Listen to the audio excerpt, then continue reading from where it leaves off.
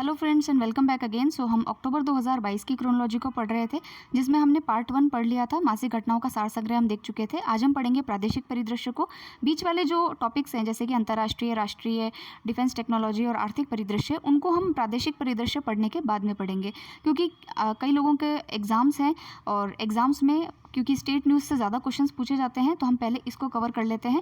उन चीज़ों को भी हम कवर करेंगे क्योंकि उनमें से भी क्वेश्चंस आते हैं। ऐसी बात नहीं है कि उनमें से क्वेश्चंस नहीं आते हैं। आप वीडियो का पेपर देखिए, आरएस का पेपर देखिए, तो वहाँ से क्वेश्चंस बहुत सारे आते हैं। लेकिन प्रादेशिक परिदृश्य क्योंकि इंपॉर्टेंट है, स्टेट न्यूज़ में काफ़ी सारी योजनाएं जो हैं वो लागू हुई हैं, तो उन योजनाओं के ऊपर क्वेश्चंस आपसे पूछे जा सकते हैं। तो पहले हम प्रादेशिक परिदृश्य को पढ़ेंगे और उसके बाद जो है नेक्स्ट वीडियोज़ पर चलेंगे। तो हमने हालांकि हम हमेशा ऐसा करते हैं कि पहले पूरी मैगज़ीन कंप्लीट करते हैं और फिर जो है PDF अपलोड करते हैं, लेकिन क्योंकि आपके एग्ज़ाम्स है और कई लोगों को मैगज़ीन अवेलेबल हो सकता है कि नहीं अवेलेबल हुई हो, तो हमने पहले ही उसका PDF जो है हमारे टेलीग्राम चैनल पे अपलोड कर दिया है। तो आप प्लीज़ वहाँ जा कर के इसको देख लीजिएगा। और जो लोग आसपास में अगर जिनकी मैगज़ीन मिलती हो तो ज़रूर से वो जो है फिज़िकल फॉर्म में मैगज़ीन को खरीदिए। तो चलिए अब हम बातें कम करेंगे और जो है सीधे ही हमारे टॉपिक पे आते हैं। देखिए, सबसे पहली योजना है PM श्री योजना। कहा गया है कि PM श्री योजना जो है एक सेंटर स्पॉन्सर्ड स्कीम है, सेंट्रल सेक्टर स्कीम है, सॉरी। तो केंद्र सरकार की ये योजना है और इसको हमारे पूरे देश के अंदर जो है वो लागू किया गया है। पहले तो हम ये जानेंगे कि PM श्री योजना है क्या और राजस्थान के से इसका क्या संबंध है। तो देखिए, सबसे पहले आप इसका फुल फॉर्म देखिए। PM श्री का फुल फॉर्म है प्रधानमंत्री स्कूल्स फॉर राइजिंग इंडिया। प्रधानमंत्री स्कूल्स फॉर राइजिंग इंडिया। इस स्कीम को शुरू किया गया है शिक्षक दिवस के ऊपर। शिक्षक दिवस कब आता है? 5 सितंबर को आता है। तो 5 सितंबर 2022 को इसको लागू करने की घोषणा कैबिनेट ने की है। कैबिनेट ने ये कहा है कि भाई हमने 2020 के अंदर NEP जारी की थी। NEP क्या है? नेशनल एजुकेशन पॉलिसी, यानी कि राष्ट्रीय शिक्षा नीति। राष्ट्रीय शिक्षा नीति में बहुत ही महत्वाकांक्षी बातें हैं कि भाई हम जो है आधारभूत ढांचे में परिवर्तन करेंगे और जो हमारी शिक्षा की जो पद्धति है उसमें परिवर्तन करेंगे, ताकि बच्चे जो है एक स्ट्रीम तक सीमित ना रहें, उस अलग अलग स्ट्रीम्स में वो जा सकें। जो हमारे यहाँ पर रिसर्च की कमी है, अनुसंधान की कमी, उस अनुसंधान की कमी को पूरा करने के लिए बातें की गई है। वोकेशनल एजुकेशन पे बात की गई है। वोकेशनल यानी कि रोजगार उन्मुख जो शिक्षा होती है उस पे बात की गई है। तो ये तो हमारे सारे एजेंडा था उस पॉलिसी का। अब उस पॉलिसी को धरातल पे उतारने के लिए भी तो सरकार को योजनाएं जारी करनी पड़ेगी ना। तो ऐसे कैसे हो जाएगी? ऐसे लिखने से थोड़ी ना होता है, एक्शन में लाना पड़ेगा। तो एक्शन में लाने के लिए इन्होंने एक योजना जारी की है जिसका नाम है PM श्री योजना। PM श्री का फुल फॉर्म अब आपको पता चल गया होगा कि स्कूलों से संबंधित है, तो आप इसका आइडिया लगा लेंगे। Schools for rising India. Shri का मतलब है स्कूल्स फॉर राइजिंग इंडिया। अब ये लोग क्या करेंगे कि इस योजना के तहत इन्होंने पूरे देश के अंदर 14,500 स्कूलों को जो है वो चिन्हित किया है। कितने? कि भाई हम धीरे धीरे विकास करेंगे, एक साथ विकास भी जो है वो रुक जाता है, तो विकास भी धीरे धीरे होता है। तो इन्होंने कहा कि पूरे देश से 14,500 जो स्कूल्स हैं, 14,500 जो स्कूलें हैं, इनको हम इनका विकास जो है वो हम करेंगे। इसके लिए इन्होंने कहा कि 5 साल में इन जो स्कूल हैं, ये 14,500 स्कूलें हैं, इनका 5 साल के अंदर विकास होगा। 5 साल का मतलब अभी 2022 चल रहा है, तो 2027 तक जो है वो हम 2026-27 तक जो है वो हम इनका विकास कर देंगे। तो ये इनकी योजना है 2026 से 2027। ठीक है। अब देखिए कि इसके अंदर बजट जो है वो भी आपको याद रखना है। 27,360 करोड़ का बजट जो है वो इसमें अलॉट किया गया है। अब देखिए, राजस्थान से ये योजना कैसे संबंधित है कि ये जो 14,500 स्कूल इन्होंने चिन्हित किए हैं कि भाई इनका विकास अपन करेंगे, तो इन 14,500 में से 716 जो स्कूल हैं वो राजस्थान में जो है वो इन्होंने लिए हैं। 716 स्कूल किसके हैं? राजस्थान के हैं। और बजट में से जो 27,360 करोड़ का बजट है उसमें से 1,500 करोड़ जो है वो अपने को अलॉट किए गए हैं। अब एक बात बताइए कि क्या हर स्कूल में ये जाकर के काम कर देंगे क्या? ऐसा नहीं है। ऐसी स्कूल्स जो कि यूडाइस के तहत जिनका डेटा एक्यूरेट है। यूडाइस आपको याद है, हमने मार्च में पढ़ा था। ये C नहीं है, ये S है। UDISE, DISE, UDISE plus. आपको मार्च की अगर क्रोनोलॉजी याद हो तो हमने यूडाइस प्लस का डेटा पढ़ा था और तब मैंने कहा था कि ये ऐसी चीज़ें आपके ऐसे निबंध वगैरह में लिखने में काम आ सकती है। वैसे तो आपको उसको ज़्यादा याद रखने की ज़रूरत नहीं है। यूडाइस प्लस क्या है? देखिए कि जितने भी हमारे देश में स्कूलें हैं उनके जो भी डेटाज़ हैं उनको ऑनलाइन इसके अंदर रजिस्टर किया जाता है कि भाई कितना हमारे देश के अंदर चिल्ड्रन पे मतलब प्रत्येक 100 बच्चों के ऊपर कितने मास्टर जो हैं, कितने टीचर्स जो हैं वो अवेलेबल हैं। उसके अलावा इंफ्रास्ट्रक्चर कैसा है, टॉयलेट्स हैं या नहीं है, बच्चों के पढ़ने के लिए और बैठने के लिए पूरी व्यवस्था है या नहीं है, सारी चीज़ें जो है इसके अंदर एक डेटा के रूप में जो है वो चिन्हित की जाती है, ताकि एक ऑनलाइन तरीके से जब चीज़ें हों तो हम उसको जल्दी से देख सकें और उसके अंदर जो है गड़बड़ी की संभावना भी नहीं रहती है। तो अब ये जो भी PM राइजिंग योजना के तहत स्कूलों को चुना जाएगा, वो यूडाइस प्लस के डेटा के तहत ही इसको चुना जाएगा, इन स्कूलों को चुना जाएगा। ठीक है, अब देखिए कि जो विद्यालय चिन्हित करने की जो प्रकार है वो भी देख लीजिए कि हर एक ब्लॉक में से, ये भी ध्यान रखिएगा कि हर एक ब्लॉक में से 2 विद्यालय जो है वो चयनित किए जाएंगे और इनमें से भी एक विद्यालय यानी एक स्कूल तो होगा आपका प्राइमरी शिक्षा से रिलेटेड, प्राइमरी शिक्षा यानी कि 1 से लेकर 5वीं तक, जहाँ तक मैं गलत नहीं हूँ तो 1 से लेकर 5वीं तक को जो प्राइमरी एजुकेशन स्कूल कहते हैं। उसके अलावा एक विद्यालय जो होगा वो आपका माध्यमिक शिक्षा होगा। माध्यमिक शिक्षा का मतलब होता है आपका 8वीं तक का स्कूल। ठीक है, 6ठी से 8वीं तक के को जो है वो माध्यमिक शिक्षा कहते हैं। तो ये ध्यान रखिएगा आप कि 2 विद्यालय होते हैं, 2 विद्यालयों को चयन करेंगे प्रत्येक ब्लॉक में से। एक तो प्रारंभिक शिक्षा यानी कि प्राइमरी एजुकेशन से रिलेटेड और दूसरा है आपका माध्यमिक शिक्षा यानी कि सेकेंडरी एजुकेशन से रिलेटेड। डेटा कहाँ से लेंगे, तो भाई यूडाइस प्लस के जो डेटा हैं उससे लेंगे कि कौन कौन सा स्कूल जो है वहाँ पर ये योजना लागू की जा सकती है। योजना कितने सालों के लिए है, 5 सालों के लिए है। कितने देश भर से कितने स्कूल हैं, तो 14,500 स्कूलों को लिया गया है। तो देखिए याद करना भी आसान है, 14 का डबल होता है 28। ठीक है, 14 का डबल कितना होता है 28, तो लगभग देखिए 14,500 और यहाँ पर कितना है 27,000। ठीक है, 27,000 करोड़। तो 27,000 करोड़ का जो बजट है और 14,500 स्कूल हैं, राजस्थान के 716 स्कूल हैं और 1,500 करोड़ का बजट है। तो ये इसके बारे में पूरी बातें थी जो मैंने आपको बता दी हैं। अब देखिए इसमें करेंगे क्या क्या, वही बातें कि भाई हम जो है आधुनिक परिवर्तनकारी समग्र तरीका अपनाएंगे शिक्षण के अंदर। खोज उन्मुख यानी कि अनुसंधान उन्मुख जो शिक्षा होती है वो दी जाएगी। ज्ञान प्राप्ति केंद्रित शिक्षा दी जाएगी। नवीनतम तकनीकों का प्रयोग करेंगे। स्मार्ट क्लास लाएंगे। खेल आधुनिक अवसंरचना लाएंगे। ये सारी बातें जो अच्छी बातें हैं वो सब जो है इन स्कूलों के अंदर लागू की जाएगी। तो अब देखिए पूरे देश के अंदर 10 लाख करीबन स्कूल हैं, जहाँ पर के जो है 14,500 स्कूल अभी तो सेलेक्ट किए हैं। अभी देखिए विकास जो है बहुत धीरे धीरे चल रहा है कछुए की चाल से, लेकिन हाँ होगा। ठीक है, फिर चलते हैं नेक्स्ट पे। देखिए कि एक आदि महोत्सव का आयोजन किया गया। आदि महोत्सव जो है किससे संबंधित है, तो जितनी भी हमारी आदिम जनजातियां हैं, आदिम जनजातियां यानी कि जो प्रिमिटिव जो हमारी ट्राइब्स हैं, उनके जो भी कल्चर है, जो उनकी संस्कृति है वो विलुप्त ना हो, उसका संरक्षण किया जा सके, तो उसके लिए इस प्रकार का एक फंक्शन आयोजित किया गया उदयपुर की कोटड़ा तहसील के अंदर। उदयपुर की जो कोटड़ा तहसील है वहाँ पर जो है ये जो क्या कहते हैं, ये जो आपका आदि महोत्सव है उसको ऑर्गेनाइज जो है वो किया गया और इसको ऑर्गेनाइज किया गया था विश्व पर्यटन दिवस पे। ये भी ध्यान रखिएगा कि विश्व पर्यटन दिवस 27 सितंबर को आता है। तो विश्व पर्यटन दिवस पे इसको आयोजित किया गया और यहाँ पर जो है जितने भी आपके विदेशी पर्यटक थे उन्होंने भी जो है जितने भी नृत्य हैं आदिम जनजातियों के, जितने भी उनका कल्चर है, उनकी ड्रेस है, उनका पहनावा है, और उनकी जो भाषा है उसका वहाँ पर इन लोगों ने भी जो है वो अवलोकन किया, उसका आनंद लिया। ये सारे फंक्शंस जो है वो उन लोगों के लिए किए गए थे। अब देखिए यहाँ पर जो और भी लोक कलाकार हैं उनको भी यहाँ इन्वाइट किया गया था।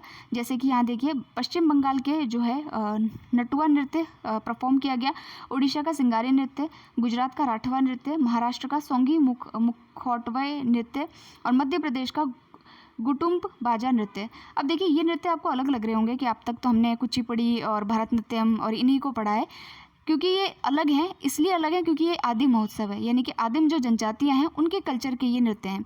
तो ये जो अलग अलग राज्य हैं यहाँ की आदिम जनजातियों के नृत्य भी यहाँ पर परफॉर्म किए गए थे, इसलिए इनके नाम थोड़े से आपको अलग लगेंगे। अब देखिए इसका जो ऑर्गेनाइजेशन है वो आपका जो माणिक्यलाल वर्मा आदिम जाति शोध संस्थान और पर्यटन विभाग जो है उनके द्वारा किया गया था। आप तो ये याद रखिएगा कि राजस्थान के उदयपुर ज़िले में जो कोटड़ा नामक ब्लॉक है वहाँ पर जो है इसका आयोजन किया गया।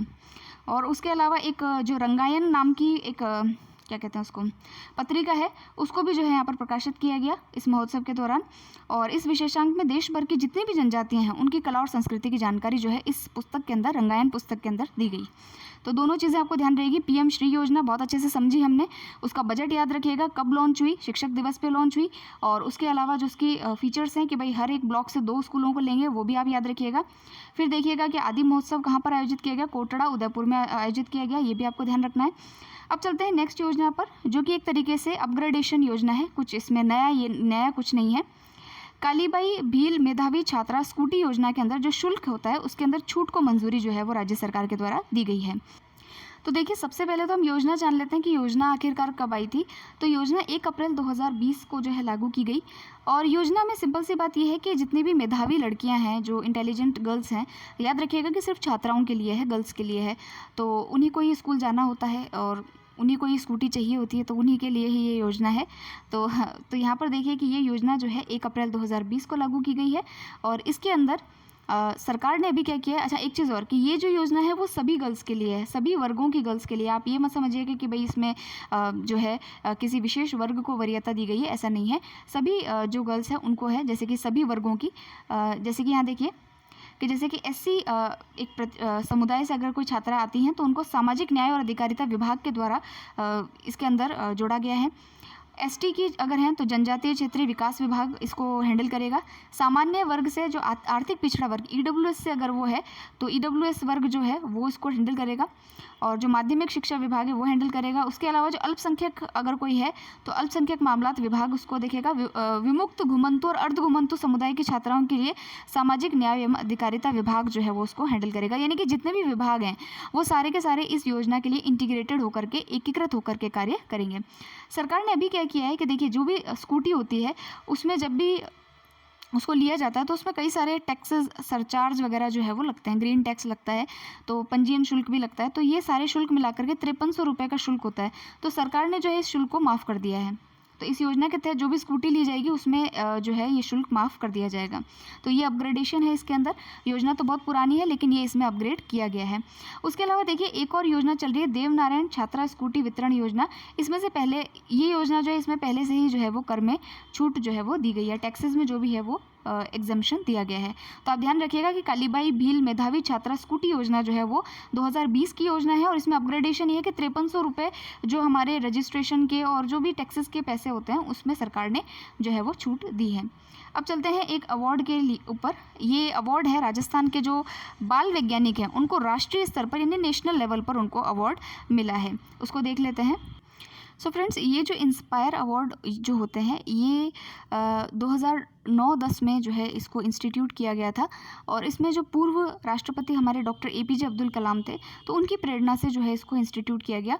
रीज़न ये था कि भाई जो भी स्टूडेंट्स हैं जो कि एक विज्ञान के क्षेत्र में जिन्होंने अच्छा कार्य किया है, जो साइंटिफिक इनोवेशन के क्षेत्र में कार्य कर रहे हैं, रिसर्च के क्षेत्र में कार्य कर रहे हैं, या उन्होंने कुछ ऐसा अद्भुत उनका जो है कोई ऐसा इनोवेशन है, तो उसको प्रोत्साहित करने के लिए ये पुरस्कार बाल वैज्ञानिकों को दिए जाते हैं। तो इसमें देखिए, राजस्थान के 7 जो वैज्ञानिक हैं वो सेलेक्ट हुए हैं, जिसमें से 4 लड़कियां हैं, मनीषा, छोटी, खुशवीर कौर और ममता चौधरी। 3 छात्र हैं, तनु सिंह, मनमोहन सिंह और अभय प्रताप शेखावत। तो ये जो है ये इसके अंदर सेलेक्ट हुए हैं और ये इनको जो है ये अवार्ड दिया गया है। फिर देखिए कि अब हम और दूसरी चीज़ पढ़ते हैं। तो देखिए, नेक्स्ट जो हमारी आर्टिकल है वो है कि हमारे राजस्थान में पहली हस्तशिल्प नीति यानी हैंडीक्राफ्ट नीति जो है वो जारी की गई है। उसके अलावा नई जो है एमएसएमई नीति भी जारी की गई है। तो 2 पॉलिसीज़ हमारे यहाँ जारी हुई है। पहली तो हमारी राजस्थान की पहली बार की जो है फर्स्ट टाइम हमने हैंडीक्राफ्ट नीति यानी हस्तशिल्प नीति जारी की है। और दूसरा एमएसएमई के लिए नई नीति जो है हमने जारी की है। तो हम इसके इंपॉर्टेंट प्रावधानों को पढ़ेंगे। हो सकता है कि एग्जाम्स में इन प्रावधानों को लेकर के क्वेश्चन पूछ लिया जाए। तो हस्तशिल्प नीति तो पहली बार ही जारी की है, तो याद रखिएगा आप कि 2022 के अंदर जो है हमारे उद्योग और वाणिज्य मंत्री जो हैं शकुंतला रावत, उन्होंने जो है इसको 17 सितंबर 2022 को जारी किया है। ठीक है, इतना ध्यान रह जाएगा। अब देखिए, इसमें बेसिक बात तो वही है ले दे करके कि भाई मार्केटिंग बढ़ाएंगे हैंडीक्राफ्ट आइटम्स की, उनकी मार्केटिंग इतनी अच्छी करेंगे कि भाई जो है जो इनके कारीगर हैं उनको रोज़गार मिल सके और ज़्यादा से ज़्यादा इसका एक्सपोर्ट हो सके, निर्यात हो सके। ये सारी बातें तो इसमें हैं। तो इससे इन चीज़ों को तो ये तो बहुत बेसिक बातें हैं, ये तो आपको पता होनी चाहिए। परंपरागत जो कलाएं विलुप्त हो रही है उनको पुनर्जीवित करेंगे, रोजगार देंगे, ये वो बातें तो है। और लाभ क्या है, जैसे टेक्सटाइल का क्षेत्र है, मेटल एंड वुड का क्षेत्र है, कारपेट है, दरी, नमदे, सेरेमिक, क्ले आर्ट, ये सारी जो चीज़ें हमारे यहाँ होती है, इन सभी दस्तकारों को जो है वो इस योजना से लाभ होगा। अब देखिए कि इसके अंदर जो प्रावधान है इनको थोड़ा सा हम ध्यान से पढ़ेंगे। सबसे पहली चीज़ इसमें देखिए कि प्रदेश की पहली हैंडीक्राफ्ट पॉलिसी में वित्तीय सहयोग कलाकारों को लोन के ब्याज पर 100% सब्सिडी मिलेगी। यानी 100% जो है आपको इसके अंदर, अगर आप लोन लेते हैं, जो भी दस्तकार वगैरह लोन लेंगे, तो 100% सब्सिडी जो है वो सरकार के द्वारा दी जाएगी। फिर देखिए, जो उत्पाद है उनको निर्यात योग्य बनाने पर फोकस किया जाएगा और इसके लिए एक हस्तशिल्प और हथकरघा निदेशालय डायरेक्टरेट जो है वो सेपरेट डायरेक्टरेट ही बना देंगे। भाई निर्यात करना है, एक्सपोर्ट करना है, तो एक्सपोर्ट के लिए कैसे एक्सपोर्ट की पॉलिसी बनाई जाए उसके लिए एक अलग से आपका निदेशालय का गठन करेंगे। फिर इन्होंने कहा है कि हम राज्य सरकार के जितने भी फंक्शंस वगैरह होंगे तो वहाँ पर जो स्मृति चिन्ह हम यूज़ करते हैं उन सभी में हैंडीक्राफ्ट के जो उत्पाद हैं उनको यूज़ करेंगे। तो इससे क्या होगा कि हैंडीक्राफ्ट के आइटम्स की मार्केटिंग ईजिली हो जाएगी, सरकार के द्वारा ही इसकी मार्केटिंग की जाएगी। फिर देखिए कि जो विशेषज्ञ हैं उनसे इसका डॉक्यूमेंटेशन करवाया जाएगा। जैसे कि मान लीजिए कोई भी पुरानी कला है, कोई पुरानी आर्ट है, आपने अपने गाँव में भी देखा होगा कि कुछ ऐसी आर्ट होती हैं जो कि कुछ लोगों तक सीमित रहती है, लेकिन क्योंकि उनको प्रॉपरली उसके लिए पैसा नहीं मिलता है या फिर उनकी मार्केटिंग नहीं है तो वो आर्ट धीरे धीरे ख़त्म हो जाता है। तो ऐसा कहा गया है कि जो विशेषज्ञ हैं उनसे कहा जाएगा कि इन सभी का डॉक्यूमेंटेशन कराया जाए और इसमें जो है डिज़ाइनिंग को बढ़ावा देने के लिए हैंडीक्राफ्ट डिज़ाइन सेंटर का निर्माण किया जाए, ठीक है, ताकि वहाँ पर अलग अलग प्रकार की जो डिज़ाइनिंग है वहाँ पर बच्चे जा कर के सीख सकें। फिर देखिए कि यहाँ पर एक बहुत इंपॉर्टेंट बात है कि रिको जो है वो हैंडीक्राफ्ट पार्क भी जो है वो विकसित करेगा और जयपुर के अंदर जो है वो हस्तशिल्प म्यूजियम बनाया जाएगा। तो ये क्वेश्चन आ सकता है कि हस्तशिल्प म्यूजियम बनाने की बात कहाँ की गई है, तो जयपुर के अंदर हस्तशिल्प म्यूजियम बनाने की बात जो है आपकी हस्तशिल्प नीति में की गई है। तो काफ़ी इंपॉर्टेंट चीज़ है, इसको ध्यान रखिएगा। फिर देखिए जो आपका CSR फंड है इसका उपयोग भी हस्तशिल्प विकास के लिए जो है वो किया जाएगा। CSR क्या होता है, तो कॉर्पोरेट सोशल रिस्पॉन्सिबिलिटी के तहत आपको पता है कि 2013 के अंदर कंपनीज एक्ट में ये प्रावधान था कि 2% जो है अपनी इनकम का वो जो कॉर्पोरेट्स होते हैं उनको CSR में लगाना होगा, यानी कि जो सामाजिक उनका दायित्व है उसके अंदर लगाना होगा। जैसे स्कूल का विकास करना है, फला कई सारी बातें होती है, तो उसी में जो है इसी को भी इंक्लूड कर दिया है कि हस्तशिल्प के विकास के लिए भी CSR फंड का उपयोग किया जा सकता है। फिर देखिए कि जो हर वर्ष जो हमारा दिसंबर आएगा उसमें जो है हस्तशिल्प सप्ताह के रूप में जो है एक सप्ताह का आयोजन भी है यहाँ पर किया जाएगा, तो ये भी आपको ध्यान रखना है।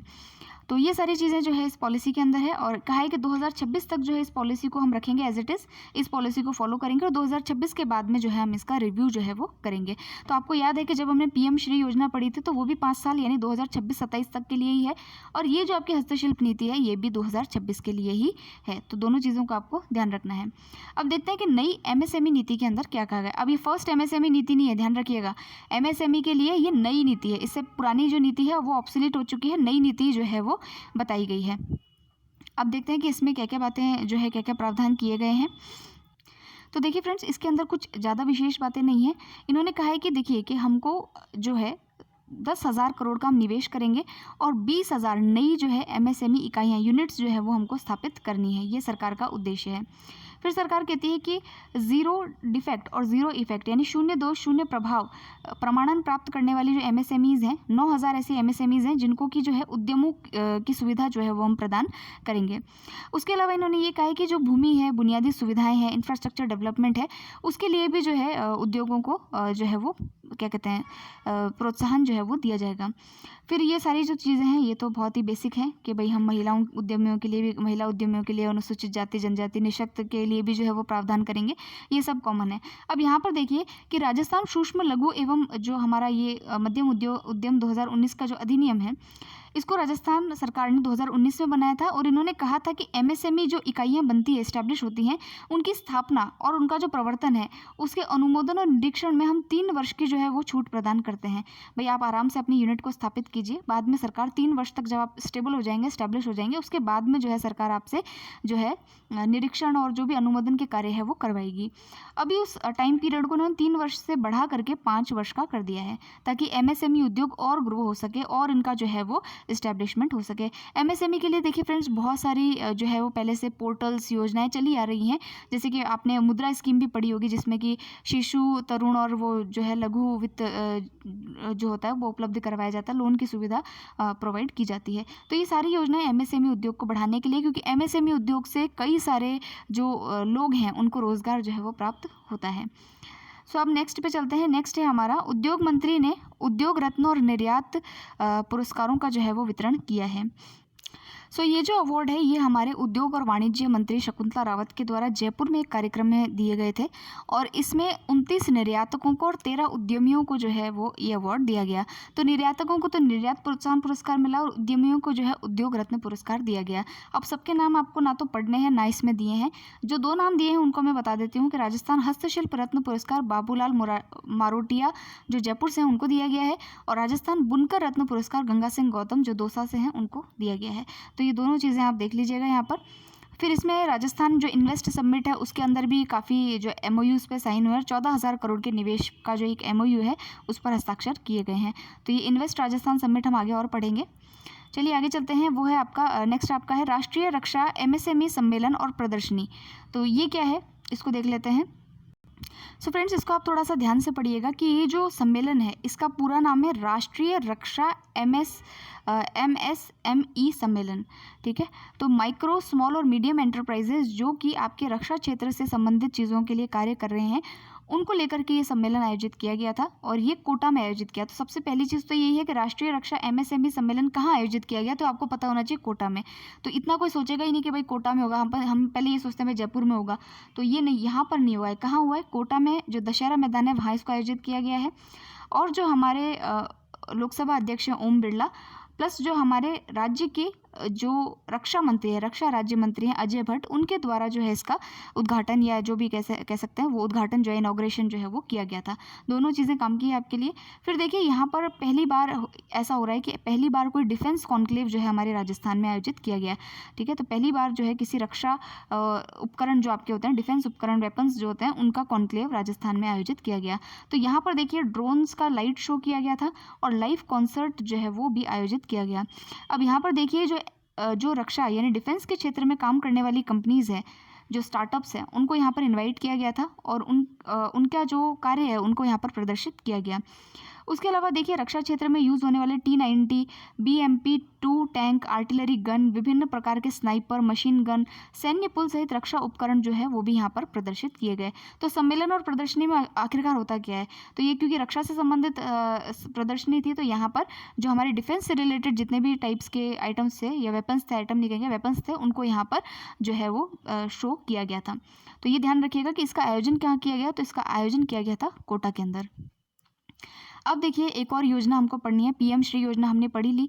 दूसरी योजना जिसका कि डेट आपको याद रखना है क्योंकि डेट के ऊपर क्वेश्चन पूछ लेते हैं। योजना का नाम है इंदिरा गांधी शहरी रोजगार योजना, यानी कि जो नरेगा योजना आपके गांव में चलती है, गांव के जो है लोगों के लिए, वही योजना जो है वो शहरों के अंदर चलाई जाएगी। अब देखिए यहाँ मैंने इसको याद करने का एक ट्रिक निकाला है। आप इंदिरा को ऐसे लिखते हैं, आई आप ऐसे लिखते हैं INDRA इंदिरा, तो आई से इसको आप 9 समझिए। तो 9 सितंबर को जो है इस योजना को लागू किया गया, 9 सितंबर 2022 को। तो याद करने का एक सिर्फ तरीका है कि इंदिरा को आप ऐसे लिखते हैं तो आई का यहाँ पर 9 समझिए आप इसको। तो 9 सितंबर 2022 को जो है इस योजना को लागू किया गया है। कहाँ से इसको स्टार्ट किया गया है, तो खानिया की बावड़ी जो कि जयपुर में है वहाँ से इसको स्टार्ट किया गया है। तो ये ध्यान रखिएगा आप। और दूसरी चीज़ है कि गाँव की तर्ज पर एक हर हाथ को जो है रोज़गार उपलब्ध कराना इसका उद्देश्य है। और दूसरी बात तो इसमें क्या है, हाँ, ये जो खानिया की बावड़ी है ये आपकी 18वीं शताब्दी में निर्मित ऐसी ऐतिहासिक बावड़ी है जो कि जयपुर में आगरा रोड पर स्थित है। तो ये भी पूछा जा सकता है कि कहाँ से योजना को लागू किया गया, कब लागू किया गया, उद्देश्य क्या है। तो उद्देश्य तो अपने को पता है ही। फिर देखिए इसका प्रावधान देखिए, इस योजना के अंतर्गत प्रदेश के 213 शहरी निकाय क्षेत्रों में निवास करने वाले ज़रूरतमंद बेरोजगार परिवारों को 100 दिन का रोजगार जो है वो उपलब्ध करवाया जाएगा। ठीक है, और इसके लिए देख लिए राशि कौन कितनी जो है राज्य सरकार दे रही है। तो राज्य सरकार बोलती है कि 800 करोड़ की हमने जो है इसमें प्रावधान किया है। 100 दिन का रोजगार देंगे नरेगा की तरह ही। पात्रता है 18 से 60 वर्ष तक का जो व्यक्ति है वो इसमें पार्टिसिपेट कर सकता है। और मजदूरी की दर जो है वो है, अकुशल जो श्रमिक होगा उसको 259 रुपीज़ प्रतिदिन, और जो मेट होते हैं उनको 271 प्रति दिवस, और जो कुशल श्रमिक होते हैं उनको 283 रुपीज़ जो है वो प्रति दिवस इसमें मिलेगा। इससे संबंधित जानकारी भी जो है इसमें दे रखी है इस वेबसाइट के अंदर। तो अपने को प्रावधान याद रखने, पहली बात 800 करोड़ रुपए 9 सितंबर 2022 को लागू। शहरी क्षेत्रों के अंदर 100 दिन का गारंटीड रोजगार देंगे, 18 से 60 वर्ष तक के लोगों के लिए है। और जो कुशल श्रमिक है, जो बहुत जिसको स्किल है, उसको मिलेंगे 283 रुपीज़, और जो अकुशल है उसको मिलेंगे 259 रुपीज़। तो ये आप ध्यान रखिएगा। अब चलते हैं जो हमारे जो हमारे देसी पीने वाले लोग हैं उनके लिए भी एक सरकार जो है उनका भी ध्यान रख रही है, जो ज़्यादा पी के ज़्यादा जो है हो जाते हैं, तो उनके लिए एक योजना है जिसका नाम है नशा मुक्त राजस्थान निदेशालय। उसके द्वारा जो है एक ये आयुक्तालय का गठन किया गया है। तो हालांकि ये जो योजना है ये उन लोगों के लिए है जो कि कहते हैं ना नशीली दवाइयाँ जो होती है उनको लेकर के, और जो है उनका फिर पुनर्वास करना, रिहैबिलिटेट करना, ऐसे लोगों के लिए ये योजना है। तो ये घुंघरू पी के जो आउट होते हैं उन लोगों के लिए नहीं है। तो ये जो योजना है ये नशीली दवाओं के दुरुपयोग रोकने, नशा पीड़ितों के पुनर्वास एवं जन जागरूकता फैलाने जैसे विभिन्न कार्यों से संबंधित है। अब इसके अंदर ये ऐसे बोल रहे हैं कि नशा मुक्त राजस्थान निदेशालय आयुक्तालय इनका गठन करेंगे। उसके अलावा एंटी नारकोटिक्स यूनिट और एंटी नारकोटिक्स टास्क फोर्स इनका भी गठन किया जाएगा। तो जो नशा मुक्त राजस्थान निदेशालय या आयुक्तालय जो भी है, तो उसके अंदर जो इसका हेड होंगे वो होंगे आयुक्त या पदेन जो सचिव होते हैं, शासन सचिव होते हैं, उनको इसमें नियुक्त किया जाएगा।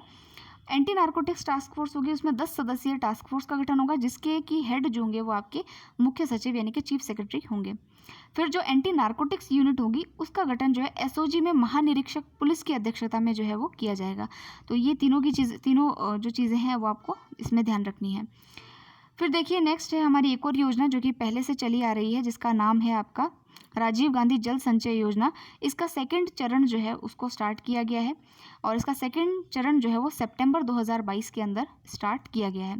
तो जल संचय का मतलब अपन समझते हैं कंजर्वेशन ऑफ वाटर, पानी का कंजर्वेशन आप कैसे करेंगे कि भाई उसका उपयोग जो है बर्बादी कम करें, वर्षा का जल है उसको संचय करें, तो ये सारी चीज़ें हम कंजर्वेशन में पढ़ते हैं। तो देखिए राजीव गांधी जल संचय योजना को राज्य में वर्षा जल का अधिकतम संरक्षण, उपलब्ध जल का न्यायोचित उपयोग यानी कि judicial use of the available water, इन सबसे संबंधित ये योजना है। तो इसको आप स्टार लगा लेंगे, ये इसका उद्देश्य है। और इसका उद्देश्य में और देखिए कि प्राथमिक आम जनता से चर्चा करके प्राथमिकता से पक्के एनीकट और MIT और WHS ये क्या होते हैं और MST का निर्माण कराना, विभिन्न वित्तीय संसाधनों का कंजर्वेशन कर परंपरागत पेयजल और जल स्रोतों को पुनर्जीवित करना। तो ये सारे इसके कार्य हैं और इसमें आम जनता को भी इंक्लूड किया जाएगा, क्योंकि कंजर्वेशन के लिए जब तक आप जागरूकता नहीं फैलाएंगे, अवेयरनेस नहीं फैलाएंगे, तब तक लोग उससे जुड़ेंगे नहीं और तब तक आप अपने जो आपकी पॉलिसी है उसको आप एक्शन में नहीं ला पाएंगे। तो ये कार्य इसमें किया जाएगा। उसके अलावा यहाँ देखिए राजस्थान में 352 पंचायत समितियों के लगभग 4500 गाँवों को इस अभियान में जो है वो शामिल किया गया है। और ये जो सेकंड चरण है इसकी अवधि भी कितने साल की है, 2 साल की है। और देखिए इसके अंदर कि इसके क्रियान्वयन के लिए नोडल विभाग कौन सा है, हो सकता है इस पे क्वेश्चन पूछ ले कि नोडल विभाग कौन सा है। तो नोडल विभाग इसमें है ग्रामीण विकास एवं पंचायती राज विभाग, प्रशासनिक विभाग और जल ग्रहण विकास एवं भूमि संरक्षण विभाग। तो भूमि संरक्षण विभाग भी है, जल संग्रहण विकास विभाग भी है, प्रशासनिक विभाग भी है, पंचायती राज विभाग भी है। तो ये सारे विभाग इसके अंदर इंक्लूडेड हैं और जो नोडल अधिकारी होगा वो इसके अंदर जिला कलेक्टर होगा। तो ये तीनों चीज़ें इंपॉर्टेंट है, ध्यान रखिएगा। राजीव गांधी जल संचय योजना का द्वितीय चरण जो है वो लॉन्च किया गया है 2022 सितंबर में और 2 साल तक के लिए इसको लॉन्च किया गया है। इसका विस्तार 352 पंचायत समितियों में किया गया, 4500 के करीब गाँवों में इसको विस्तृत किया गया। नोडल अधिकारी जिला कलेक्टर होगा और जो इसके अंदर पंचायती विभाग है, प्रशासनिक जल ग्रहण विभाग है और जो आपका भूमि संरक्षण विभाग है वो सभी इसके नोडल विभाग माने जाएंगे। फिर हम चलते हैं नेक्स्ट आर्टिकल पे, वो है धौलपुर और भरतपुर चंबल परियोजना जो है उसकी घोषणा की गई है। अब ये क्या योजना है इसको देख लेते हैं। तो देखिए फ्रेंड्स, अभी जो ग्रामीण ओलंपिक हो रहे थे तो उसी का जो समापन समारोह था उसमें जो हमारे मुख्यमंत्री है उन्होंने इस योजना को लॉन्च किया। तो ये धौलपुर और भरतपुर चंबल परियोजना है। इसके लिए 3000 करोड़ का देखिए यहाँ पर बजट भी जो है वो जो है अलॉट किया गया है।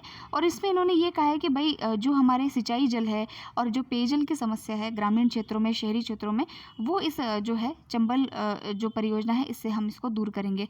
और देखिए इसमें एक चीज़ और है कि ये जो योजना है उसको जो है हाँ उसमें जो है इसको जो है भरतपुर ज़िले के कुम्हेर के पला गांव में ब्लॉक स्तरीय जो ओलंपिक खेल हुए थे वहाँ के समापन समारोह से इसको शुरुआत जो है वो की गई है।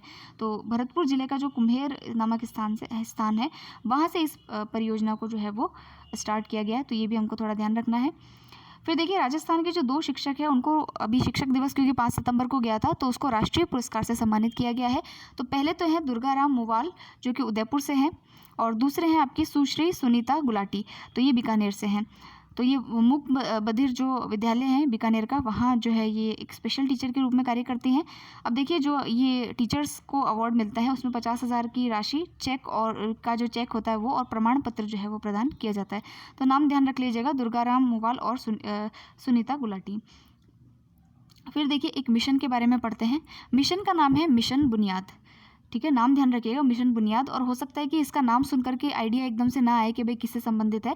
तो सबसे पहली चीज़ ये है कि ये जो आपका मिशन बुनियाद है, ये हर एक बच्चे की कैपेबिलिटी किस प्रकार की, किस प्रकार की उसकी क्षमता है, उस प्रकार का जो है उसको सामग्री प्रदान की जाएगी कि भाई बच्चे की लर्निंग कैपेसिटी कैसी है, उस प्रकार से उस बच्चे को जो है पढ़ने की सामग्री जो है वो वितरित करना, ये इस मिशन बुनियाद का जो है वो ऑब्जेक्टिव है या फिर उद्देश्य है। तो इसको भी 5 सितंबर यानी कि शिक्षक दिवस पर ही लॉन्च किया, और हमारे जो शिक्षा मंत्री हैं जिनका नाम है बी डी कल्ला, उन्होंने इसको जो है वो लॉन्च किया है। इसमें इन्होंने कहा है कि जो प्रत्येक विद्यार्थी है उसके समझने की क्षमता के आधार पर उसे व्यक्तिगत पढ़ने की सामग्री सॉफ्टवेयर जो है वो प्रदान किया जाएगा, जिससे बच्चे में स्वयं में अपना मूल्यांकन जो है वो कर पाएंगे। इसके माध्यम से जो है प्रदेश के लगभग 20 लाख विद्यार्थियों को उच्च गुणवत्ता वाली डिजिटल शिक्षा जो है वो प्राप्त हो सकेगी, और ये भारत का सबसे बड़ा पर्सनलाइज्ड एडेप्टिव लर्निंग कार्यक्रम है। ये ध्यान रखिएगा, भारत का सबसे बड़ा जो है पर्सनलाइज्ड एडेप्टिव जो है वो लर्निंग कार्यक्रम ये है। अपने आप ही है कि भाई आप देखो कि बच्चे की काबिलियत के हिसाब से आप उसको सॉफ्टवेयर दे करके कह रहे हो कि आप पढ़ो आराम से, तो इसलिए जो है काफ़ी महत्वाकांक्षी योजना है, और पूरे प्रदेश के 20 लाख विद्यार्थियों को जो है इसको ऐसी शिक्षा देने का इसका पूरा प्लान है। तो देखिए इसको पहले जो है मिशन बुनियाद को पायलट प्रोजेक्ट के रूप में जो है दिसंबर 2020 के अंदर ही लॉन्च कर दिया था, 6 जिलों के अंदर, जो कि उदयपुर, सिरोही, भीलवाड़ा, धौलपुर, करौली जैसी जगहों पे इनको लॉन्च किया था। और इसका मेन उद्देश्य यही है कि भाई देखिए जो बच्चे पढ़ नहीं पाते हैं, तो पढ़ नहीं पाने में 2 चीज़ें होती है। पहली चीज़ की मोटिवेशन नहीं है, और दूसरी चीज़ ये कि चीज़ें समझ में नहीं आती है। तो इन्होंने यहाँ पर कार्य किया कि भाई चीज़ें समझ में क्यों नहीं आ रही हैं, ड्रॉप आउट रेट इतना ज़्यादा क्यों है, बच्चे ड्रॉप क्यों कर देते हैं स्कूल से, जेंडर गैप इतना ज़्यादा क्यों है। तो उसके लिए इन्होंने एक और आइडिया निकाला है कि भाई क्यों ना ऐसा बच्चे का जैसा लेवल होता है, जैसा कैलिबर होता है, उस लेवल के हिसाब से ही हम उनको उसको सॉफ्टवेयर प्रोवाइड करें ताकि वो इजीली चीज़ों को समझ सकें।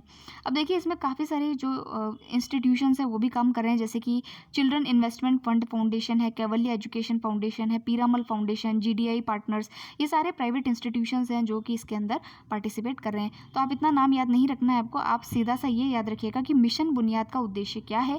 तो ऐसे जो भी बच्चे हैं जिनको कि व्यक्तिगत पढ़ने के उनकी व्यक्तिगत जो क्षमता है उसको बढ़ाने के लिए सॉफ्टवेयर और सामग्री प्रदान करना, जिससे बच्चे खुद का मूल्यांकन खुद से कर सके। तो इसीलिए इस मिशन बुनियाद को स्टार्ट किया गया है। नेक्स्ट देखिए मुख्यमंत्री चिरंजीवी जीवन रक्षा योजना। तो देखिए मुख्यमंत्री चिरंजीवी योजना आपने सुना होगा, लेकिन यह है जीवन रक्षा योजना। ध्यान रखिएगा, ध्यान से पढ़िएगा, नाम है इसका जीवन रक्षा योजना। यानी कि एक्सीडेंट के अंदर, सड़क दुर्घटना जब होती है, तो जब इसका जो इसके पीड़ित होते हैं तो उनका निःशुल्क इलाज कराने के लिए इस योजना को ट्रायल के रूप में जो है वो 2022 में स्टार्ट किया गया। तो 6 सितंबर 2022 से इस योजना को शुरू किया गया है। इसमें बिना किसी एफआईआर के या कोई भी औपचारिकता किए 72 आवर्स के अंदर अंदर जो है वो निःशुल्क जो उपचार है वो उस पीड़ित को जो है वो प्राप्त हो सकेगा। तो नाम ध्यान रखिएगा आप, मुख्यमंत्री चिरंजीवी जीवन रक्षा योजना। तो मुख्यमंत्री चिरंजीवी योजना नहीं है इसका नाम, इसका नाम है मुख्यमंत्री चिरंजीवी जीवन रक्षा योजना। यानी दुर्घटना से जो लोग प्रभावित होंगे उनको जो है निःशुल्क इलाज प्रदान करने के लिए बिना किसी एफआईआर के जो है किसी औपचारिकता में बिना उलझे उनको सरकारी अस्पताल के अंदर जो है वो इलाज दिया जाएगा। तो ये आप ध्यान रखिएगा सड़क दुर्घटनाओं के लिए, और किसी भी राज्य का निवासी हो भले ही वो, तो बिना किसी औपचारिकता के यहाँ पढ़ सकते हैं आप। तो जो है वो इसको इलाज उपलब्ध करवाया जाएगा। और उसमें ये भी आवश्यक नहीं है कि वो चिरंजीवी योजना जो है उसका जो है वो पात्र है या नहीं, ये भी आवश्यक नहीं है, ये सब पे लागू होगी। ठीक है, फिर देखते हैं राजस्थान न्यूज़ इन शॉर्ट के अंदर क्या क्या चीज़ें दे रखी है। तो देखिए फ्रेंड्स, जो नेक्स्ट आपकी योजना है काफ़ी पुरानी योजना है, इसलिए इन्होंने शॉर्ट के अंदर इसको शॉर्ट्स के अंदर डाला है। तो योजना का नाम है मुख्यमंत्री शिक्षक एवं प्रहरी आवासीय योजना। आवासीय का मतलब क्या होता है कि जो शिक्षक और प्रहरी होते हैं उनको घर प्रोवाइड करना, हाउसिंग जो है वो प्रोवाइड करना। देखिए यहाँ ही पता चलता है कि 2019 में योजना को स्टार्ट किया गया था, और 2020 में इसका अनुमोदन जो है यानी शिलान्यास एक तरीके से कह सकते हैं, फॉर्मली इसके ऊपर बजट एक तरीके से आवंटित करके और कार्य रूप में इसको 2020 में लाया गया। और अभी जो है हाल ही में जो 8 सितंबर, क्योंकि अभी शिक्षक दिवस गया था, तो इसीलिए इन्होंने इस योजना को एक तरीके से यहाँ पर क्रियान्वित किया है और 5 शिक्षकों को और 5 प्रहरियों को फ्लैट का कब्जा और चाबी वगैरह दे करके इन्होंने इस योजना को चलाया है। तो नाम थोड़ा सा देख लीजिएगा, बाकी इतनी कोई विशेष योजना ये है नहीं कि इस पर क्वेश्चन आ सके। फिर देखिए गर्ल फ्रेंडली ग्राम पंचायत जो है उसको लॉन्च किया गया है सवाई माधोपुर की 7 ग्राम पंचायतों में पायलट प्रोजेक्ट के रूप में। तो गर्ल फ्रेंडली का मतलब क्या है कि बच्चियाँ जो होती हैं उनको जो है लोगों को जो है वो प्रशिक्षित किया जाए, वहाँ के जो सुपरवाइजर्स वगैरह होते हैं उनको प्रशिक्षित किया जाए कि भाई किस प्रकार का जो है वो इन्वायरमेंट जो है वो फ्रेंडली इन्वायरमेंट जो है वो गर्ल्स के लिए पंचायतों के अंदर रखा जाए। फिर देखिए आदर्श विधानसभा अध्यक्ष जो है वो सीपी जोशी को चुना गया है। तो अभी आपको पता है कि एक यूथ पार्लियामेंट नाम की जो है वो एक फंक्शन ऑर्गेनाइज किया जाता है। यूथ पार्लियामेंट के अंदर जो स्कूल्स के स्टूडेंट होते हैं, जैसे मैं केवी में थी तो केंद्रीय विद्यालय में जब बच्चे होते हैं उनको यूथ पार्लियामेंट के लिए ले जाया जाता है और वहाँ पर उनको जो है एक तरीके से अध्यक्ष बनाया किसी को, या किसी को एमपी बनाया, एमएलए बनाया, फिर उनकी बहस होती है। तो वो उनको एक तरीके से संसद का अनुभव कराया जाता है कि किस प्रकार से संसद कार्य करती है। तो यहाँ देखिए कि जो यूथ पार्लियामेंट है उसको ऑर्गेनाइज किया गया था और इस संसद द्वारा पुणे में इसका आयोजन किया गया और विशेष सम्मान के लिए जो है आदर्श विधानसभा अध्यक्ष का एक विशेष सम्मान दिया गया और ये सम्मान जो है डॉक्टर सीपी जोशी को जो है तो इनको जो है ये अवार्ड दिया गया है और इसका आयोजन जो है वो पुणे के अंदर किया गया था। राजकीय जो MIT स्कूल है वहाँ पर इसको जो है आयोजित किया गया था। फिर देखिए हिंदी सेवा पुरस्कार ये क्या है, तो ये जो है आपके उत्कृष्ट हिंदी में जो है चिकित्सा के क्षेत्र में उत्कृष्ट लेखन के लिए डॉक्टर गुंजन गर्ग और डॉक्टर गोपाल काबरा को हिंदी सेवा पुरस्कार से सम्मानित किया गया है। तो ये इतना कोई इंपॉर्टेंट नहीं है क्योंकि हिंदी दिवस समारोह 14 सितंबर को मनाया गया था, तो उस समय इसको ये अवार्ड दिया गया है। इसको हटा सकते हैं। अब नेक्स्ट देखिए राजस्थान पेट्रो जोन। तो प्रदेश में बजट घोषणा के अनुरूप रिफाइनरी के साथ पचपदरा बाड़मेर में राजस्थान पेट्रो जोन रिको के सहयोग से जो है वो विकसित किया जाएगा। कहाँ पर बनाया जाएगा पेट्रो जोन, तो बाड़मेर में जो है इसको बनाएंगे, पचपदरा बाड़मेर में इसको बनाया जाएगा और 25,000 करोड़ से अधिक राशि का निवेश जो है वो इसमें प्रस्तावित है। फिर देखिए डीबीटी के अंदर जो है, डीबीटी आप जानते हैं डायरेक्ट बेनिफिट ट्रांसफ़र, यानी कि डायरेक्ट खाते के अंदर जो है सब्सिडी या जो भी सरकार जो है स्कीमें चलाती है तो वो डायरेक्ट पैसा आपके खाते के अंदर आएगा। जन आधार सबने बना रखा है कि भाई जन आधार में सब जुड़े हुए हैं, जिसके अंदर महिला मुखिया जो होती है उसके नाम पे जन आधार बनता है। तो वो जो डीबीटी योजना है, डायरेक्ट बेनिफिट ट्रांसफ़र योजना है, उसमें राजस्थान जो है पूरे देश के अंदर 4th स्थान पर है। यानी कि हमारी पारदर्शिता और सर्विस डिलीवरी जो है वो पूरे इंडिया के अंदर 4th जो है स्थान पर आती है। अब एक चीज़ और देखिए फ्रेंड्स कि जो हमारा जन आधार कार्ड होता है उसको पहचान पत्र के रूप में भी यूज़ किया जाता है। जैसे आप आधार कार्ड को यूज़ करते हैं वैसे आप पहचान पत्र के रूप में जन आधार को भी यूज़ कर सकते हैं। इसमें प्रत्येक परिवार का जनसांख्यिकी और सामाजिक आर्थिक जानकारियों का डेटाबेस जो है वो तैयार किया जाता है। फिर नेक्स्ट देखते हैं हम, नेक्स्ट आर्टिकल क्या है। अब देखिए फ्रेंड्स, बच्चों से संबंधित यानी कि बाल संरक्षण से संबंधित एक न्यूज़ आर्टिकल है जिसके के अंदर भाई बच्चों से संबंधित क्या क्या चीज़ें होती है, क्या क्या अलग गलत चीज़ें होती है, जो कि जैसे कि देखिए बाल श्रम है, चाइल्ड लेबर जिसको कहते हैं, बाल हिंसा है, चाइल्ड वायलेंस है, बाल तस्करी है यानी कि चाइल्ड ट्रैफिकिंग है, बाल विवाह है, चाइल्ड मैरिजेस है। ये सारे कुछ ऐसे मुद्दे हैं जिस पर कि लोगों में अभी भी जागरूकता की कमी है। तो उस जागरूकता के लिए बाल संरक्षण यात्रा जो है वो चलाई जा रही थी और इसका 5वां चरण जो है वो भीलवाड़ा से स्टार्ट किया गया है। ठीक है, तो भीलवाड़ा के जो गाँव हैं, ढाणियाँ हैं, वहाँ जा करके जो है जो ग्राम पंचायतें हैं वहाँ पर जो है इसके बारे में लोगों के अंदर जो है योजनाएं बताई जाएगी कि भाई बच्चों को स्कूलों से जोड़िए और बच्चों को इन चीज़ों से जो है वो बचाना है। तो इसके लिए जो है यहाँ पर जागरूकता यात्रा जो है वो निकाली जाएगी। तो ये तो सिंपल सी न्यूज़ है, कोई इतनी विशेष बात है नहीं। फिर देखिए मैट मजदूरी जो दर है उनमें वृद्धि की गई है। मैट का मतलब क्या होता है, देखिए एक तो होता है एकदम कुशल यानी कि स्किल्ड लेबर, एक होता है आपका अकुशल यानी कि अनस्किल्ड लेबर, और एक होता है बीच का जिसको हम बोलते हैं अर्धकुशल श्रमिक, तो वो मैट होता है, तो उसको मैट बोलते हैं। तो यहाँ देखिए 2022-23 में जो मनरेगा होता है हमारा, तो उसमें जो नियोजित मैटों की मजदूरी दर है उसमें 235 प्रति दिवस को बढ़ा करके इतना ज़्यादा वृद्धि की है कि 240 रुपये कर दिया, 5 रुपये पूरे बढ़ाए हैं। एक समोसा हुआ बंदा जो है एक्स्ट्रा खा सकता है। तो जो मैट मजदूरी में जो वृद्धि है वो 5 रुपये की हुई है, 235 से 240 रुपये प्रति दिवस हर दिन जो है वो कमाएगा। ठीक है, और जल्दी ही अमीर बनेगा। फिर देखिए इससे संबंधित ग्रामीण विकास विभाग के प्रस्ताव को मुख्यमंत्री अशोक गहलोत ने, ये जो मैं बोलती हूँ मजाक में बोलती हूँ, दिल पे मत लेना कोई भी इसको। फिर देखिए कि इसमें है जो ग्रामीण विकास विभाग है उसके प्रस्ताव को मुख्यमंत्री अशोक गहलोत ने जो है मंजूरी दी है, और ये तो खैर काम की बात है नहीं इससे ज़्यादा। बस आप इतना ही ध्यान रखिएगा कि जो मजदूरी दर है इसको बढ़ाया गया है और सामग्री व्यय का जो 75% केंद्र सरकार के द्वारा और 25% राजस्थान सरकार जो है उसके द्वारा जो है वो वहन किया जाता है। तो मनरेगा क्योंकि जो संयुक्त योजना है एक तरीके से, तो इसीलिए तो ये आप इसको ध्यान रखेंगे। फिर देखिए राजस्थान एक्सपोर्ट प्रमोशन काउंसिल जो है इसके बारे में क्या न्यूज़ है वो देख लेते हैं। सो नेक्स्ट देखिए फ्रेंड्स कि राजस्थान एक्सपोर्ट प्रमोशन काउंसिल जो है उसका गठन किया गया है। इसका मतलब क्या है कि जो हमारे जितने भी एक्सपोर्ट होता है, निर्यात होता है, उसको कैसे हम और आगे बढ़ाएं, उसके लिए एक इन्होंने पूरा काउंसिल ही गठित कर दिया है राज्य सरकार ने। तो उद्योगों के निर्यात संबंधी जितने भी विषय होंगे उनकी मॉनिटरिंग होगी, उन सभी परेशानियों को दूर करने के लिए क्या करो कि एक प्रमोशन काउंसिल बना दो। ठीक है, तो अब देखिए इसके अंदर संस्थापक सदस्य हैं इसके 21 और इसके जो चेयरमैन होंगे, जो अभी जो इसके चेयरमैन बनाए गए हैं वो राज्य सिको के जो चेयरमैन है राजीव अरोड़ा, उनको इसका पहला निर्विरोध अध्यक्ष जो है वो चुना गया है। तो ये थोड़ा सा आप ध्यान रखिएगा कि राजस्थान एक्सपोर्ट प्रमोशन काउंसिल जो है इसके 21 संस्थापक सदस्य हैं, 7 इसमें निदेशक है और 1 चेयरमैन और 1 वाइस चेयरमैन है। तो अभी जो इसके चेयरमैन है वो राज्य सिको के जो राजीव अरोड़ा हैं वो उनको पहला इसका चेयरमैन जो है वो बनाया गया है। और महावीर प्रसाद शर्मा का नाम याद रखने की इतनी आवश्यकता है नहीं, वाइस चेयरमैन है ये, इनको छोड़िए आप। राज्य सिको के जो चेयरमैन है उन्हीं को इसका चेयरमैन यानी कि राजस्थान एक्सपोर्ट प्रमोशन काउंसिल का चेयरमैन बनाया गया है।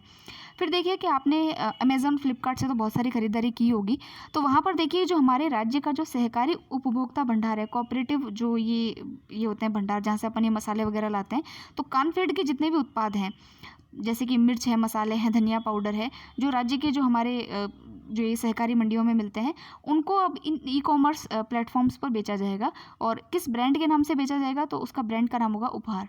ठीक है, तो ये थोड़ा सा आप ध्यान रखिएगा। फिर देखिए जो विशेष योग्यजन आयुक्त आपके द्वार मिशन जो है वो तहसील 392, ये एक मिशन जो है वो जारी किया गया है। इसकी शुरुआत कहाँ से की गई है? बीकानेर से की गई है, बीकानेर की नोखा तहसील से की गई है। और इसका मतलब क्या है कि जितने भी हमारे जो दिव्यांगजन हैं तो उनकी जितनी भी समस्याएं हैं, जन सुनवाई जैसे कि हम आम लोगों की करते हैं, तो उनके लिए विशेष जन सुनवाई का कार्यक्रम किया जाएगा। तो सभी 33 जिलों में, सभी 7 संभागों में, 392 तहसीलों के अंदर जो है 4 से 5 महीनों के लिए जो है व्यक्तिशः उपस्थित होकर के, मतलब कि जो भी संबंधित जो अधिकारी हैं वो वहाँ पर उपस्थित होकर के जो भी हमारे विशेष योग्यजन दिव्यांगजन हैं उनकी जन सुनवाई जो है मौके पर उनका समस्याओं का निस्तारण जो है वो करेंगे। तो ये इंपॉर्टेंट बात हो जाती है, इसको भी ध्यान रखिएगा। फिर देखिए नेक्स्ट आपका आर्टिकल है आभानेरी महोत्सव के ऊपर। आभानेरी आप जानते हैं कि आभानेरी दौसा के अंदर है, दौसा के जो बांदीकुई है वहाँ पर आभानेरी की चांद बावड़ी बहुत ज़्यादा प्रसिद्ध है।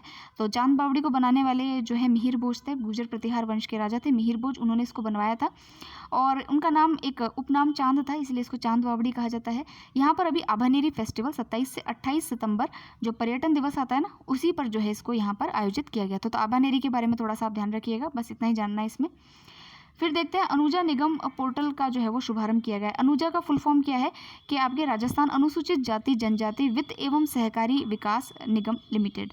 तो इसके लिए एक इन्होंने जो है पोर्टल बनाया है, जो हमारे सामाजिक न्याय अधिकारिता मंत्री हैं उनके द्वारा एक पोर्टल लॉन्च किया गया है। इससे क्या होगा कि जितने भी अनुसूचित जाति जनजाति, सफाई कर्मचारी, विशेष योग्यजन, अन्य पिछड़ा वर्ग के जो लोग हैं उनको व्यक्तिगत ऋण देने के लिए गठित 500 करोड़ के अनुसूचित जाति विकास कोष से ऋण लेने को जो है वो आसान बनाया जा सकेगा। यानी कि जो अनुसूचित जाति विकास कोष का जो ऋण कोष है 500 करोड़ का, उनमें से इन सभी लोगों को जो है वो ऋण की सुविधा जो है वो उपलब्ध करवाई जा सकेगी। तो वो इसका कार्य होगा। फिर देखते हैं कुछ अपॉइंटमेंट्स के बारे में। हालांकि ये इतनी कोई इंपॉर्टेंट नियुक्ति है नहीं, अगर आप फिर भी बता देती हूँ।